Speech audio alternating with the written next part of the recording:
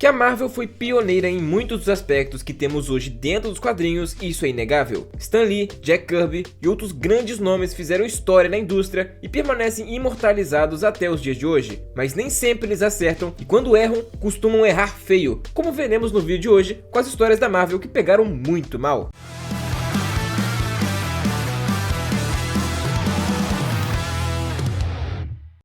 Nos anos 90, a Mulher Invisível passou por uma das mudanças de traje mais polêmicas da história da Marvel, e isso virou assunto entre os fãs, artistas e até editores por anos, e até hoje lembram disso. Mas o contexto é importante. A indústria dos quadrinhos vivia na era dos músculos e das curvas, com capas exageradas, armas enormes, poses impossíveis e uma tendência forte de sexualizar personagens para tentar impulsionar vendas. Mas não foram só as personagens femininas. Praticamente todo mundo recebeu corpos musculosos e uniformes apertados, até mesmo quando isso nem fazia sentido para o personagem. Susan Storm acabou entrando nesse pacote, mesmo sendo uma personagem mais clássica e respeitada da editora. Tudo começou quando a Marvel decidiu modernizar o Quarteto Fantástico depois de uma queda de vendas. A ideia era deixar o time mais chamativo, e nisso alguém achou que seria uma boa transformar o visual da personagem em algo muito mais apelativo. Foi aí que ela ganhou aquele uniforme azul com um enorme 4 no peito, deixando praticamente toda a área descoberta, ao ponto de virar praticamente um recorte estratégico para mostrar a pele. A reação dos fãs foi imediata. Muita gente achou gratuito, forçado e sem sentido dentro do quadrinho, que realmente não faz sentido. A personagem tem o poder de ficar invisível, logo, essa troca de uniforme deixando o corpo mais à mostra não fazia o menor sentido, e forçaram tanto a barra que os fãs reclamaram em peso. Mas o decote da Mulher Invisível não foi a única polêmica dela. Na verdade, eu diria que essa aqui é tão ruim quanto olhando de fora. Em um dos momentos mais curiosos da primeira fase do Quarteto Fantástico, a história número 11 de 1963, é lembrada justamente por um formato diferente. Em vez de só contar mais uma aventura, Stan Lee e Jack Kirby decidiram fazer uma edição especial de correspondência. Eles estavam respondendo às reclamações e perguntas dos leitores dentro da própria história, com o Quarteto Fantástico atuando como se estivesse conversando diretamente com o público. Muitos leitores tinham mandado cartas dizendo que queriam a Mulher Invisível fora da equipe, porque achavam que ela não fazia nada. E isso não era só brincadeira editorial. Os fãs de fato reclamavam do papel fraco que a personagem tinha nas primeiras histórias. Ela passava boa parte do tempo sendo sequestrada ou simplesmente desaparecia para espionar alguém. E vale lembrar que no início da Mulher Invisível, realmente ela era uma personagem bem fraquinha, mas faz parte do desenvolvimento dos personagens começarem fracos e irem se fortalecendo. Ela ainda nem mesmo era chamada de Mulher Invisível, mas sim Garota Invisível, onde aos poucos foi construindo sua própria identidade e adotou uma postura de mulher. Mas voltando para as cartas, ao tentar defender Sue Storm, Stan Lee e Jack Kirby acabaram sendo condescendentes, para não dizer ofensivos. Em vez de dizer que ela era capaz, inteligente ou estratégica, Reed e Ben soltaram falas que basicamente admitiram que ela não é tão útil quanto o resto da equipe. O próprio Reed Richards, que é casado com a personagem, disse que ela não podia ser tão útil quanto os demais, mas inspirava eles, o que não é a melhor das defesas, né? A ironia de tudo isso é que menos de um ano depois, os próprios Stan Lee e Jack Kirby mudaram completamente a abordagem dela. Percebendo que ela realmente estava sendo subutilizada, eles expandiram drasticamente seus poderes, introduzindo a capacidade de criar campos de força. Com o tempo, isso transformou Sue Storm em uma das integrantes mais importantes e poderosas do Quarteto Fantástico e uma das mulheres mais poderosas de toda a Marvel, algo que contrasta totalmente com aquela fase inicial onde ela era tratada quase como que um mascote. Mas olha só, o relacionamento desses dois é um dos mais marcantes de todos os quadrinhos dos X-Men e teve um fim bem trágico, com a Lince Negra abandonando o gigante russo no casamento. Mas tão ruim quanto o final, temos o início, onde muitos não prestam muita atenção nos pequenos detalhes do início do relacionamento entre eles. Quando Kitty Pryde entrou na equipe, ela tinha apenas 13 anos, enquanto Colossus já era um jovem adulto, normalmente retratado com 18 e às vezes 19 anos. Essa não é uma diferença de idade onde é possível relativizar e achar normal. 6 anos é um bocado de coisa e Kitty ainda estava entrando na adolescência. Nos anos 70 e início dos anos 80, essa diferença não parecia tão problemática para a Marvel. Muitas HQs trabalhavam romances inocentes entre personagens de idades diferentes sem grandes reflexões éticas, mas o público não curtiu tanto. A relação começou em Uncanny X-Men, quando a equipe ainda estava se adaptando a essa nova fase. Os roteiros, e muito principalmente as artes, deixavam claro que havia um interesse mútuo entre eles, mas tentando manter a ideia de que era apenas uma adolescente apaixonada e um rapaz gentil que não queria machucar ninguém. ou seja, dois culpados que se faziam de inocentes. O problema é que, conforme as histórias avançaram, esse romance começou a ser tratado como algo sério demais para a diferença de idade que existia ali. A situação ficou tão incômoda que o próprio Chris Claremont, que apoiava a relação como parte do desenvolvimento emocional dos personagens, começou a escrever o Colossus como alguém que entendia que aquilo não era apropriado. Esse pseudo-romance inicial entre os dois acabou nas Guerras Secretas, quando Colossus se apaixonou por Zijashi, uma curandeira alienígena, e depois admitiu para Kitty que percebeu que nunca a havia amado de verdade. E esse foi um jeitinho bem conveniente de encerrar o relacionamento sem deixar a Marvel presa a uma polêmica que já começava a incomodar leitores. Mas apesar de tudo, ainda é bem lembrado como uma das maiores vaciladas da Marvel de todos os tempos. O problema é que não foi só uma vez. A questão de idade realmente era um problema grande dentro da Marvel, principalmente dentro dos X-Men, onde os roteiristas pareciam ter um feitiço muito claro e perturbador. A paixão secreta do Xavier pela Jean Grey não é algo que a editora gosta muito de revisitar, mas está lá, registrado para sempre em X-Men 3 de 1964. Naquela época, Stan Lee e Jack Kirby ainda estavam tentando entender quem eram os X-Men e qual seria o tom da série. Era comum que todas as heroínas dos anos 60 fossem tratadas como interesses românticos de alguém, e Jean Grey, sendo a única mulher da equipe, virou alvo de praticamente todo mundo. E quando eu digo todos, é todo mundo mesmo, desde o Ciclope e o Fera até o líder e mentor da equipe, o Professor Xavier. Em X-Men 3, Xavier narra em pensamento que nutre sentimentos por Jean, mas que jamais poderia agir por conta da idade, da relação de aluno e professor e do fato dele estar preso em uma cadeira de rodas. Não há nenhum tipo de ambiguidade, foi uma escolha editorial estranha até mesmo para os padrões da época, e nunca foi retomada com entusiasmo depois, felizmente. O momento ficou famoso justamente por ter sido totalmente abandonado e varrido para debaixo do tapete. Em histórias posteriores, Xavier passou a ser retratado como figura paternal e moralmente rigorosa, algo incompatível com esse deslize inicial. O que torna tudo ainda mais estranho é que nada, absolutamente nada no comportamento do Xavier depois disso, reforça a ideia de que ele teria qualquer interesse romântico pela Jean Grey. Parece aquela típica decisão impulsiva do Stan Lee de colocar drama em tudo, mesmo sem pensar nas consequências disso. E todo mundo sabe que o coitado do Peter Parker é extremamente maltratado nas suas histórias, mas essa polêmica que surgiu foi tão grande que gerou um retcon anos mais tarde. A história que envolve Norman Osborn e Gwen Stacy é uma das mais criticadas em toda a Marvel e surgiu no arco Pecados Pretéritos, publicado em 2004. Gwen Stacy sempre foi retratada como uma jovem doce, leal, inteligente e profundamente apaixonada por Peter Parker. Sua morte em 1973 marcou o fim da inocência da era clássica dos quadrinhos e se tornou um momento definidor tanto para Peter quanto para a própria Marvel. Inclusive, muitos colocam essa história como divisor entre a Era de Ouro e a Era de Prata dos quadrinhos, mas isso não é um consenso até onde eu sei. A memória de Gwen representava estabilidade, amor verdadeiro e um tempo mais simples, antes da escuridão que veio com a morte dela e a revelação da crueldade do Duende Verde. O problema é que a Marvel curte uma polêmica e decidiram revisitar o passado da personagem com uma revelação que chocou os leitores. Em Pecados Pretéritos, a narrativa apresentava a ideia de que, durante uma viagem para Paris, Gwen teria tido um caso com o Duende Verde, e dessa relação teriam nascido filhos gêmeos, Gabriel e Sarah. Eles envelheceram de forma mais acelerada por conta da fórmula de Norman e retornaram acreditando que Peter Parker era o pai que tinha os abandonado. Se isso já não fosse suficiente, a Mary Jane, que na época já estava com Peter, revelou que sabia desse rolê todo e manteve o segredo da Gwen mesmo após a sua morte. Eu entendo o lado da Mary Jane, mas ainda assim um puta vacilo com Peter. A Marvel tratou isso como uma grande reviravolta dramática, mas a recepção foi extremamente negativa por motivos óbvios. Até mesmo o autor da saga depois admitiu que queria remover o seu nome da história quando percebeu como ela havia sido recebida. Mas não é como se todo mundo fosse esquecer assim do nada, né? Mesmo assim,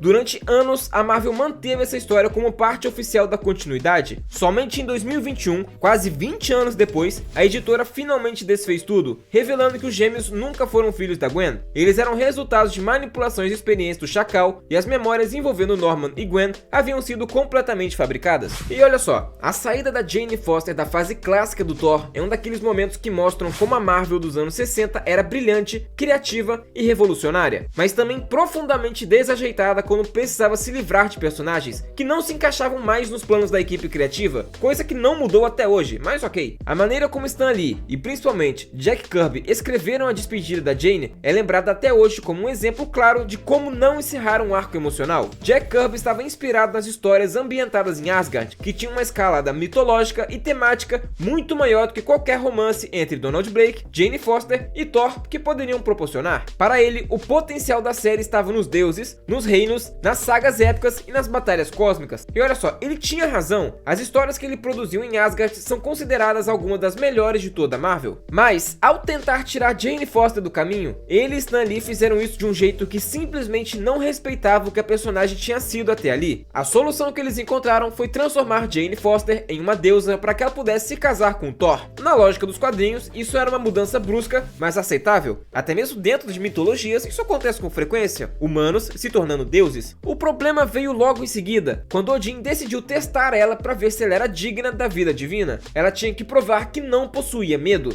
Esse teste nunca tinha sido uma regra dos deuses de Asgard antes, e a ideia de que os deuses não conhecem medo não fazia sentido, até porque o próprio Thor já havia demonstrado dúvida, preocupação e fragilidade em várias histórias anteriores. Ainda assim, Stan Lee e Jack Kirby criaram um teste, colocaram Jane nele e fizeram falhar de forma quase que humilhante. Ela demonstrou medo e Odin afirmou que isso prova sua inferioridade e a baniu de Asgard, devolvendo a vida mortal que ela tinha antes disso. Thor inicialmente fica revoltado, mas isso durou muito pouco. Em poucas páginas, ele simplesmente superou tudo, aceita a decisão do pai e, para completar a transição brusca, é apresentado imediatamente a Lady Sif. O que torna essa saída estranha é que Jane Foster não falhou porque fazia sentido para a personagem. Ela falhou porque era necessário remover ela da história. Todo o romance que sustentou anos de trama é descartado como se fosse irrelevante, e Jane, que havia sido a parceira emocional do protagonista desde o começo, vira quase uma figura dispensável com pressa. Mas olha só, a Harpia não é uma personagem tão conhecida fora dos quadrinhos, mas vale a pena colocar ela aqui por conta de uma decisão bem estranha que ela tomou. No arco Perdidos no Tempo e Espaço, a equipe dos Vingadores da Costa Oeste foi espalhada por diferentes épocas. A Harpia, que estava tendo sérios problemas em seu relacionamento com o Gavião Arqueiro, acabou presa no Velho Oeste e se deparou com vários heróis daquela época, incluindo o Cavaleiro Fantasma. Ele desenvolveu uma obsessão patológica por ela e a drogou com uma planta alucinógena para deixá-la emocionalmente vulnerável e mais suscetível aos seus avanços. E assim, para bom entendedor, meia palavra basta. Então eu imagino que vocês já saibam o que aconteceu. Quando a Harpia finalmente voltou à consciência e entendeu o que havia acontecido, ela ficou furiosa e rejeitou o Cavaleiro Fantasma. Os dois entraram em confronto e durante a luta ele caiu de um penhasco e ficou pendurado, quase derrapando. A Harpia, que estava traumatizada e incapaz de permitir que alguém que a havia violado continuasse vivo, simplesmente não estendeu a mão e observou enquanto ele caía para a morte. Quando a equipe voltou ao presente, a Harpia finalmente contou ao Gavião Arqueiro o que havia acontecido, e em vez de oferecer apoio, ele ficou horrorizado por ela ter deixado um homem morrer, mesmo sabendo que aquele homem havia cometido uma violência brutal contra ela, e ali o casamento dos dois se desfez. Essa história pegou meio mal para ambos, tanto pela Harpia ter deixado alguém morrer, quanto pela frieza do Gavião Arqueiro com a própria esposa. Mas não para por aí. O que é ruim piorou quando a Marvel decidiu reescrever completamente esse arco, ao ponto de que o original era muito melhor. Foi revelado que a Harpia, na verdade, teria tido um caso consensual com o Cavaleiro Fantasma e que o discurso sobre ter sido drogada teria sido apenas uma desculpa emocional para encobrir a traição. Assim, o retcon sugeria que ela teria deixado o Cavaleiro Fantasma morrer não por um trauma, por raiva ou por autopreservação, mas sim por culpa e vergonha. Na história original, pelo menos temos a dualidade de uma mulher que sofreu um abuso horrível com o fato dela ser uma heroína e prezar pela vida até dos seus inimigos. Mas com a mudança não, a Marvel tratou um caso de violência como se fosse um simples adultério, algo que fãs e roteiristas posteriores consideraram ofensivo, tanto que com o tempo, a Marvel abandonou completamente essa versão e a interpretação considerada válida hoje é a original. A Harpia foi vítima, reagiu como pôde e o retcon é tratado como algo que simplesmente não deve ser levado a sério. Mas já que estamos falando de casamento problemático, o Homem-Formiga e a Vespa eram, bem no início, uma dupla complementar. Hank com uma mente científica e racional e Janet com uma espontaneidade, criatividade e um senso de liderança que mais tarde seriam fundamental para os Vingadores. Janet Van Dyne nunca foi uma personagem burra, rasa ou limitada, e seus melhores momentos nos quadrinhos mostram isso com total clareza. Só que, em 1963, um ano que se repetiu bastante aqui no vídeo, o que acho bem curioso na real, essa construção ainda esbarrava na versão editorial da época, que fazia questão de enquadrar heroínas dentro de estereótipos, e essa história é um bom exemplo disso. O Homem-Formiga e a Vespa se juntam às autoridades para montar um plano de ação contra um vilão que estava destruindo Nova York. Todos estão concentrados, discutindo ideias, tentando entender a melhor forma de capturar o vilão. Esse é um daqueles momentos clássicos de sala de guerra, em que cada personagem contribui com algo relevante para a estratégia. Mas quando chega a vez da Vespa entrar na cena, o quadrinho entrega um dos pensamentos mais estranhos já colocados na cabeça de uma heroína. Em vez de refletir sobre o caso, bolar um plano ou até mesmo reagir ao perigo iminente, Janet pensa pensa apenas no fato de estar feliz por estar cercada de homens. Ela não pensou em nada sobre estratégia, nada sobre o perigo, nada sobre o trabalho em equipe, só uma fantasia completamente estereotipada de que ela está satisfeita simplesmente por estar numa sala cheia de homens. É tão desconectado da personagem que chega a parecer uma paródia de mau gosto, esqueceram completamente toda a sua capacidade analítica e científica que poderia contribuir nas batalhas. E quando você coloca isso lado a lado com quem a Janet viria a se tornar no futuro, a disparidade fica ainda maior. O contraste entre essa cena e a sua liderança impecável nos Vingadores é tão grande que quase parece que estamos falando de duas personagens diferentes. E por fim, eu com certeza não poderia deixar de fora uma das piores decisões da Marvel de todos os tempos: transformar o Capitão América em um agente da Hydra. Essa história é realmente um produto do seu tempo, uma época dos quadrinhos onde quase tudo que a Marvel lançou era fraco, para não dizer péssimo. Eu,